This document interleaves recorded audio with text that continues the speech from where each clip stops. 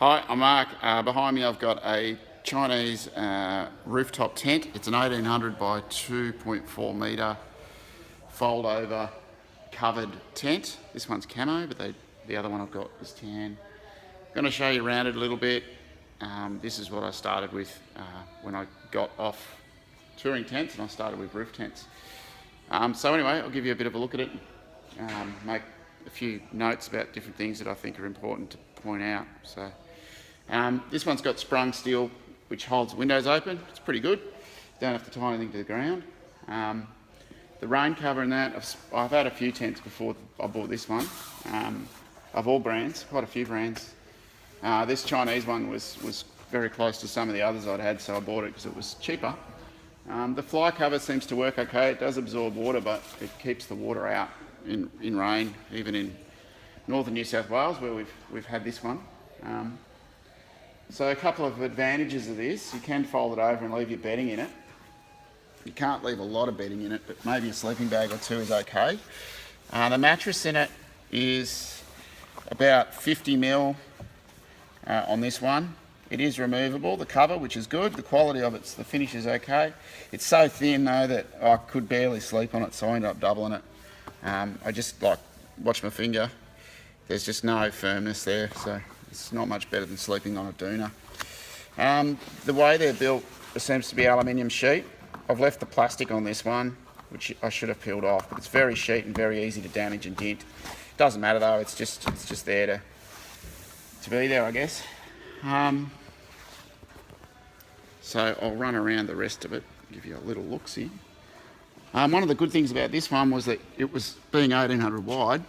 You can sleep across it in a pinch, and 2.4 metres means that I could kind of fit everyone in this on the roof of the car, like the whole family. I've got 2 kids as well as my wife. So if I slept across, where's my finger? There we go. Acrossways, that way, near the door, so I could get out the first. The rest of the kids and girls could sleep in here. So yeah, it was okay. Ventilation wise, it's pretty open and airy. The car key makes this one look a little bit dark, but it wasn't bad.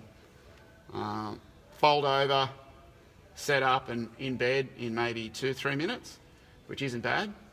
And yeah, it was okay for that. I'll give you some of the bad points. Everything's really lightweight and easy to damage. So fly screens rip. However, they are midge proof, which was good. There's not quite enough windows, I reckon, in it. Weight wise, it was 90 kilograms on the roof, which I noticed a lot when I was driving around. It was getting pretty heavy.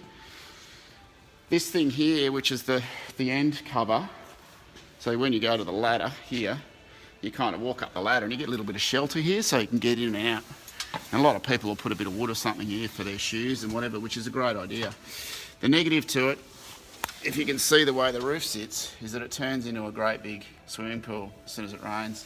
So you need something here, maybe a pole or something that holds it out, and then you'd get 2 swimming pools on each side, but not as big. And that will collapse the tent in the middle of the night. Total disaster. It's just too big for that much canvas strain. Another one is that everything gets wet and it stays wet. So unless you get home and open this up and dry it, it turns into a mushroom really quickly. I found the ladder jams on these. The footsteps are really comfy. They're quite good on your feet, but you tend to get it stuck. It's very hard to keep the dust out of it, to clean it. Other things, the worst of it probably is putting the cover back on. Once you fold it over, you've got to climb on the roof. My car's 2.3 metres high, and then somehow negotiate the slippery plastic to try and zip it all back together again, which I found just lethal. I did fall off the roof twice over the years that I've had these things. So I'm very anti-covers, putting covers on. It's about, if you've got a barbecue cover at home, times that by 3 times for difficulty, and then do it on the roof of the car in the rain, and you'll know what I'm talking about.